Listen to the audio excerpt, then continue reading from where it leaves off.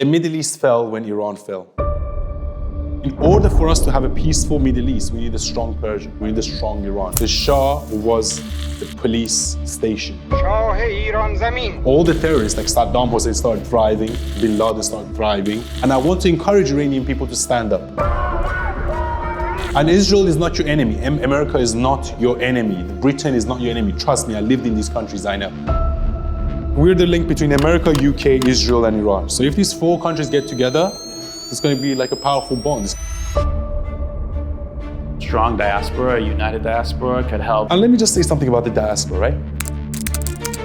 Yeah, but why didn't the people stand up? This is my question. They had the perfect opportunity during those 12 days to cause a revolution. Why didn't they? So now Israel is helping us out. You're complaining about it. I just don't understand that mentality. That's exactly what we're working on, to normalize relations between Iran and Israel. There's already a succession plan for Iran. London is on the brink. New York is next. On January 1st, I will be sworn in as the mayor of New York City. If London is not saved within the next 5 years, London is completely fucked. There's either going to be a civil war, and that's not an exaggeration. Within a decade, we have Islamists, we have this whole woke pro-Palestine, the feminazis. Do you actually think the Islamic Republic is going to reform? This rotten from the core, there is no reform in the Islamic Republic. That was one chance gone. I think we have one more chance.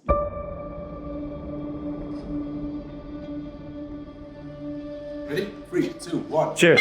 Cheers, man. So if you don't know, guys, I had to run to the train station and I made it last minute from New York City to Long Island. And if I didn't make this, this wouldn't have happened. So I think that God is with us. 100%. Well, yeah. And I have to run somewhere after this, so it's going to be a very quick interview. Exactly. New York is fun, man. New York is really good. Yeah, so British, what do you think of New York so far? Like, you know, you hear about it in the movies, you heard about it all the time. It's good. I like it. You know, when people say to me, like, New York people are rude, I don't really find that at all. I think actually they're nice. Right. New York people are nicer than people in London. The people in London pretend to be nice, but they're actually cunts. Really? Whereas in New York, it's the opposite. They're direct, but deep down, they actually care. They want to help. So actually, I prefer the people in New York, to be honest. Well, listen, we love to have you. So we love, New York is welcome to everyone. It's always been a melting pot. So cheers again. Cheers. So yeah, you like Rolex? You're a watch collector? Yeah, I love Rolexes. I like yours. Thank you. Yeah, man. I just think New York people are very... Misunderstood, and I like the American spirit. I spoke about this before. Yeah. I think I'm more of an American than British, even though I'm wearing the British flag. I grew up in Britain. I'm just so done with London, man. Really? So I have to ask you, I'm sorry to interrupt, but like, since we're pressed on time, what was that protest like? I saw the Tommy Robinson gathering. He organized that whole thing. You were there, front and center. You were in the beginning of the protest. Everyone got to know you. I think for me personally, because you are Iranian, you're putting the courage to put our people up in the right way. So I just want to like express my gratitude for you for doing that, because I think we're such a minority in these spaces. So please tell me about that. Like, I really was curious to tell you about that. So basically, I've known Tommy for like 2 years now. Even before he went to jail, he even invited me to give a speech on the last one, but then he got arrested and then thrown in prison. So I was trying to confirm with him. But then he still put me on the list even though he was in jail, which is amazing. Wow, okay. So this time I was like, I have to return the favor. So, and I stand by what he is standing up for. You know, people think he's a racist and, you know, he's nonsense. He's fighting for freedom. But also, look, the thing is, you don't have to agree with someone 100% just to support them. As long as I agree with you 80%, then I'm on your side. Right. As long as it's 50%, 51%, like if we agree on the majority, like I know Tommy Robinson, I agree with a lot of the things he says. I think sometimes the way he says certain things works against him. Like Jordan Peterson and Douglas Murray, they say the same exact things, but they say it in a much more sophisticated way, whereas Tommy Robinson is more working class. But I think that's his strength. So yeah, man, it was an amazing rally. I think millions of people showed up. Don't listen to the mainstream media. It was actually, dude, I know what London looks like. It was like literally going back for miles. Wow. From Big Ben to Waterloo to Whitehall to Trafalgar Square, and there was just people everywhere, bro. Like, you couldn't see the end of it. Like you couldn't see. I saw the drone footage, and it was like the whole thing spanned the blocks. And then you see on the BBC, 100,000 people. That was like at least a million. At least a million. Wow. I would say 1 to 3. Between 1 to 3 million. Wow. Yeah. That's crazy. You know, so they had a protest in New York recently called No King's Day. I don't know if you heard about it. You were actually in town. I don't know if you got a glimpse of that. No, I saw it on the news though. You saw it on and the they were news? like, oh, and then they used the fake footage on MSNBC. Yeah, I saw that. yeah. And there was, and in my opinion, there was a lot of celebrities, book artists, and book authors, respectable. They're out there protesting against what's going on, No King's Day, and I just think it's a little much. I think, in my opinion, I think it was paid protesters. No, of course. I could be wrong. Just like Zohra Mamdani's voters. This is a battle on many fronts, and one of the things that I've learned on the mainstream media side is that they're not going to really spin the narrative the way that is in our favor. I see it from a Persian American perspective. During the protests of Massa, I brought my camera out there to really put a spotlight on our people in the right light, because it gets very convoluted with leftist ideology, feminism, and all that stuff. So, again, more credit to you for doing that. And are you seeing? Because I see in your career, it's kind of like going up, and things are going up. Were you? Yeah. So I'm doing this full time now. I was selling properties in Dubai, and then I was just like, I'm going to quit and I'm going to go all in on this. Right. So I mean, we're in New York right now. If you haven't noticed, we're in New York, baby. We're in New York, Long Island. I'm from London. Yeah. So I've done a few collabs. I was in the United Nations. I've just done a whole bunch of collabs. I'm going to go to Miami tomorrow. By the way, this is very interesting, right? As an Iranian, it's very, very difficult to get a work visa in the United States. And I've got a 5-year work visa. Yeah. I'm a British citizen that was born in Iran, and that's my only crime. I was born in Iran under the Islamic Republic. Yeah. So in the airport, they interrogated me, not interrogated, searched me twice. So they searched me through the baggage. And as I was getting on the train, they're like, oh, can you come with us? It says 4 S's on your ticket. We need to search it. Yeah. So they done a whole bomb check on me. Yeah. I was like, dude, I'm a fucking independent journalist. Look at my content. I'm pro-America, pro-Trump. I'm anti-fucking Hamas. Yeah. And then they were like, well, we have to do it just because he was born in Iran. I was like, fine. No, unfortunately, that is a prejudice. And then I came here. Everyone's going through. They sent me to Border Patrol. They sent me to Border Patrol. Like, oh. So, and then I literally had to give them a whole lowdown of, look at my page. This is what I do. And then they were like, oh, who are you staying with? How long are you staying for? Do you have a ticket going back? Blah, blah, blah, blah, blah, blah, blah. And you came here legally. You're going through that. You're going through it. You could have easily jumped the border with the narco guys. Been okay with it, but you did things the right way. So I got here, and here we are, man. Wow. Well, listen. Again, welcome. Cheers. Welcome that you're here. I'm very happy to be in the.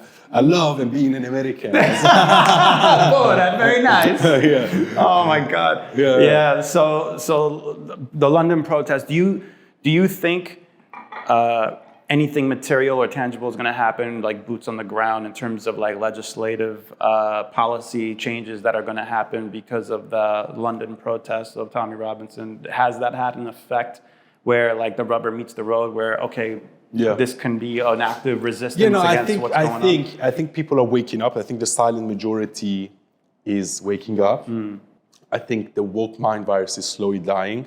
And I think Trump was the catalyst for that. And I think it's having a ripple effect onto Europe. And I think Nigel Farage and the Reform Party are going to win the next election, as they're projected to. I think the people that support people like Sadiq Khan and Keir Starmer, they have become disillusioned. So even those people that support them now, they've become disillusioned. Right. So it's only a matter of time. Right. But then it's a race against time, because I think London is on the brink. Yeah. Like if London is not saved within the next 5 years, New York is next. Yeah, New York is next. But if London is not saved within the next 5 years, it's finished. It's gone. Wow. It's done. You know what I mean? There's either going to be a civil war, and that's not an exaggeration. Yeah. If London is not saved within the next 5 years, London is completely fucked. And London used to be the best city in the world 10 years ago. Within a decade, we have Islamists, we have this whole woke pro-Palestine, the feminazis, all these insane people. But I think it's a natural pushback by the people that are just normal people are just fed up of this bullshit. Right. So they're just, and the same exact thing that happened with Trump here maybe 10 years ago is now happening in the UK. Yeah. Well, this is what happens when the mainstream media doesn't do their job. That's why we have to do it. right? So this is why we do. They're independent. We are the media. We are the new media now. We are the media. Anyone who has skills with the camera and anyone who could articulate views the way that you do and build a following, because social media truly is an art, and you're doing really well in terms of doing it and putting yourself out there. So again, I keep complimenting you, but I think it's necessary in case that encouragement doesn't really land with you. So again, thank you very much. More power to you to keep. Thanks for having me. Because you're younger than me. Yeah. I'm 10 years older than you. So it's nice and it's very refreshing to see young, hungry British Iranian people putting their voices out there. So in terms of the future, like what is it that you see things happening, and what is it that you got in the pipeline in terms of like what do you foresee happening? Well, I've got a few things in the pipeline. So as I said, I was in 6 days in New York. I've done a few cool things here, met a bunch of people. How was the UN, by the way? I went to the UN I was invited by this guy called Jonathan Haranoff. I met him at Nifty. Yeah. I didn't meet him. I filmed him at Nifty. Okay, but nice, I've yet to release his footage. Jonathan, your footage is coming out. Yeah. So he invited me. Very nice of him. He gave us a whole tour of the whole building. He even took us to the Security Council. Wow. Which is like forbidden. Like you can buy, you have to pay $30, and there's like a month wait just to go get a tour of the UN. But he took us places like no one's supposed to go. Okay. I actually have a few pictures. Nice. So Look at that. You got that Israeli connection, man. That's good. Exactly. And by the way, I'm going to Israel. Yeah? 2nd of November. Nice. 2nd to 10th of November, I'm going to Israel with a delegation called Cyrus Accords. Oh, this is with the Cyrus Accords. Yeah, so that's exactly what we're working on, to normalize relations between Iran and Israel. That's really good. That's the next plan after the Abraham Accords, which is probably going to be 5-10 years. There's already a succession plan for Iran. They're already they're laying the groundwork, I know. Yeah. Are you going to be meeting with the Crown Prince? Yeah, hopefully. Yeah. Monday, I support it. You still got family in Iran? You still got friends? No. Luckily, I have all my family from my mom's side in London and from dad's side in Turkey. Okay. So I don't have any direct families. I have second cousins and second aunties. Right. You know what I mean? So have you heard about what happened during that 12-day war? Have you got feedback? Another thing I want to speak about. This is what I wanted to say as well. A lot of people in Iran were very scared and anti-Israel, and I just don't understand that. People in Iran, they were anti-Israel. Yeah, and I just don't. It's funny because I heard the opposite. Huh? I heard the opposite. But it's funny you say that. So. No. Some people are pro, some people are against, but the percentage of people that were against was bigger than I thought. You know what I mean? Like these people hate the Islamic Republic, but at the same time they hate Israel. Yeah. And it's like Islamic Republic is the lesser of two evils. And I'm like, you idiots. You tried to protest 100 times and you went to jail and you got killed. For like 20 years. Well, it's like every time they try to resist, 20 years, they got for the last hit 46 down. years. Yeah, 46 years. Hundreds of times you tried. So now Israel is helping us out, you're complaining about it. I just don't understand that mentality. Right. But then I think it comes from a victimhood mentality that just thinks that the world is against us. And it's also a bit of Stockholm syndrome in there, that they fell in love with their oppressor. Right. So they think the stability of Islamic Republic is, because they think Israel is a Zionist regime, and there is some brainwashing with the Gaza situation and the Palestine situation as well. Right. So I just want to tell Iranian people, Israel is not our enemy. They are a historic friend of ours for long before Islam existed, okay? They're helping us out. They're not here to kill innocent Iranians. Neither is Trump, by the way. It's Islamic Republic that kills its own people. So just make sure you understand it. So I have a cousin in Isfahan, and I asked him, directly, and I have it on camera too. I'm like, what's going on? Tell me what's going on. He's like, they're not hitting the towns. They're hitting all the military facilities. And in fact, the Basij is the one that's cracking down on the people, because what do you do when a weak person is cornered? They fight back even harder, so that's the issue. So he told me, and again, this is a first account, my first family, they're saying that they're hitting all of the military facilities, and that's what's going on. But I asked him, do you feel safe there? He's like, it's a little overwhelming at first, but people need to stand up. That was what he said. He's like, people need to hold their ground. Yeah, but why didn't the people stand up? This is my question. They had the perfect opportunity during those 12 days to cause a revolution. Why didn't they? Right. They're scared. Yes, they're scared. I think fear. But then, at what point are you not gonna build up the courage? Right. To cause a revolution? Because do you actually think the Islamic Republic is going to reform? No. Do you think this rotten from the core, there is no reform in the Islamic Republic? I hope you understand that, right? So I just think, look, that was one chance gone. I think we have one more chance. You think there's another because I think Khamenei is not backing down. He's accelerating his nuclear pursuits. And I think Trump, I love Trump and I love Netanyahu. But one criticism I have of Trump is that why didn't you finish the job? Just finish the job. Just take out Khamenei and see if the people would then have the balls to do it. But then I think Trump was a strategic move by Trump because he wants to be known as the peace president. So he was like, he doesn't want to start another war, A. And then B, he wanted to say to the world, look, I gave him a second chance. He didn't take it. So now this time I have to take him out. Right. You know what I mean? So it was a calculated move by Trump. So I hope there's a second wind, which I think there will be because Israel is not stupid. And I think Netanyahu and Trump, there's a mutual respect there and they understand each other and they respect each other. And I think Netanyahu is very wise to that. So I think Netanyahu will get to Trump. I'll be like, look, we need to finish these guys off. So look, we have another 3 years. Right. Because honestly, if Trump goes, then honestly... we have a very short window. That's why, honestly, even in terms of the media and information, I'm doing my best to accelerate my effort and my content. And we do have a very narrow window. But my opinion on Netanyahu is a bit complicated, so I'm not going to talk about that. But with regards to this peace in the Middle East deal, I'm like half happy about it because I think it's always great to have peace in the Middle East, but I also believe that there is no peace in the Middle East without Iran's cooperation. No. So I wanted to get your thoughts on that. You know, Trump recently went to Egypt and they had this huge display and this, political and theater. The ceasefire is already broken. And then Hamas is killing its own people. This is getting to a point where it's like, No, it's a bit dumb. Look, you're right, but the Middle East fell when Iran fell. There was no wars in the Middle East between 1941 to 1979 when the Shah was in power. That's very true. The Shah was basically the police station right in the middle of the Middle East, so no one had the balls or the courage to do anything because he was like keeping track of everything. So when the revolution happened, it just became, the whole Middle East became a breeding ground for terrorism, for extremism, for theocracy, for dictatorships. All the terrorists, like Saddam Hussein, started thriving, which led to Iraq. Bin Laden started thriving. Right. Like all these people were like little rats in a tunnel because they were all scared of the Shah. Right. So, in order for us to have a peaceful Middle East, we need a strong Persia. Right. We need a strong Iran.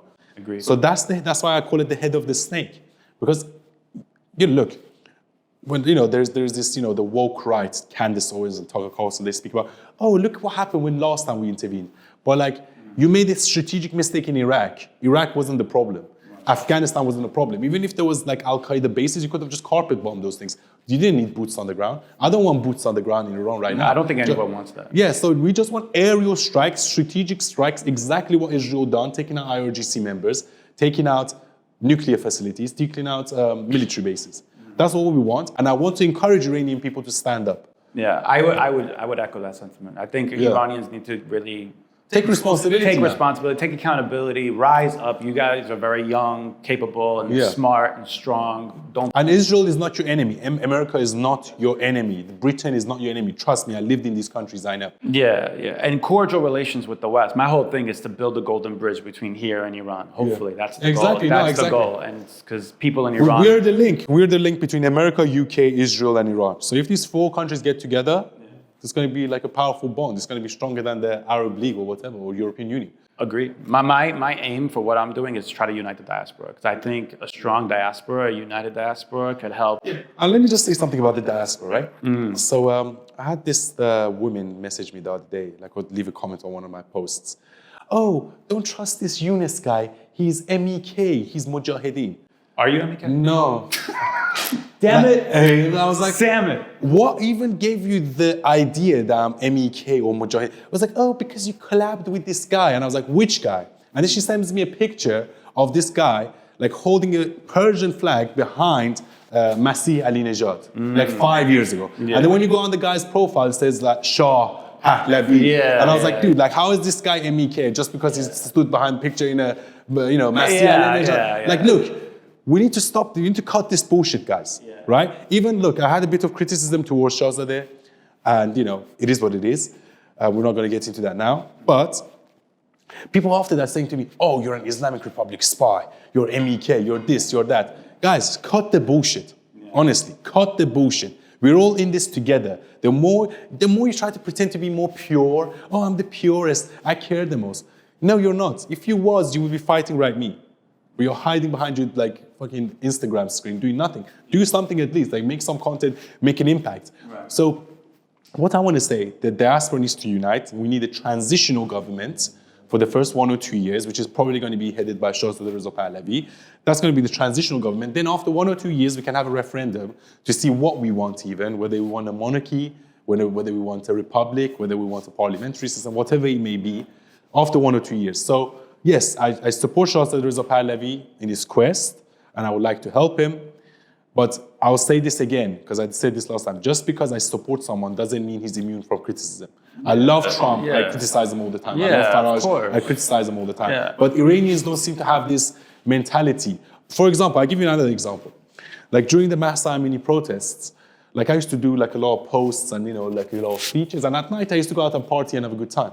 And then people used to come message me, oh, how can you be having a good time when there's Iranians dying in Iran? Yeah, that's a I was like, dude, get rid of this azadari mentality. Azadari is when you fucking mourn all the time. Yeah. That's an Arab thing. Yeah. It's not a Persian thing.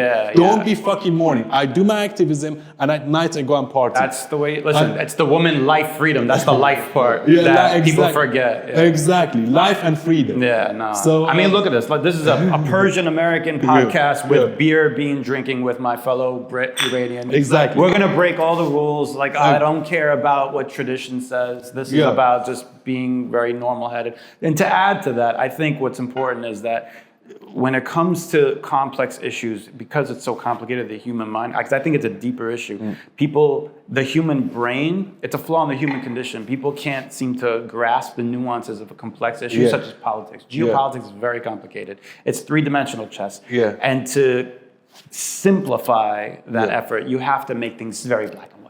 It's the only way. Like, I met Masih Alinejad during these times. Just because I'm a photographer and I meet people. I have a photo with her.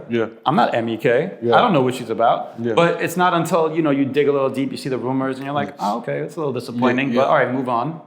Okay. So who else is there? Yeah, exactly. So but just because I invited someone to collaborate on a post, just because I want to expose. And you collaborate with everybody. Yeah, so but like I haven't even met the guy. I haven't even met, just because he was like a collaborator, 1 out of 5 collaborators. Yeah, that's what I'm saying. Like, you have multiple collaborators. What are you going to do? Do a background check on every single one? Who has the time? So we need to get rid, and also like, look, we need to get rid of this purity mentality and this whole, oh, I'm better than you because I'm more poor than you. Poor, and I care more than you. No, you don't. If you was, you'd be fighting right. You'd be in the States right now doing podcasts, so you're not. So shut the fuck up, please. Honestly. It's very true. It's very true. On that note, man. It was very nice seeing you. By the way, I have a gift for you. Thank you. I have a gift for you. So this is the special election pass from election night when I was at Palm Beach. So this is the staff. So I figured it's the most appropriate to have you there. Thank you very much. So my little gift to you. I appreciate it. And appreciate everything you're doing. I'll put this in my museum one day. Yeah. Again, it's a little gift from me to you. That's very nice. I'll try to change the dates. Maybe I'll sneak in. Don't worry. Yeah, you'll get in. I'll do what I can to help you out. But I really appreciate your help. Oh, thanks, man. I appreciate it. Damn it, guys. Cheers. No care.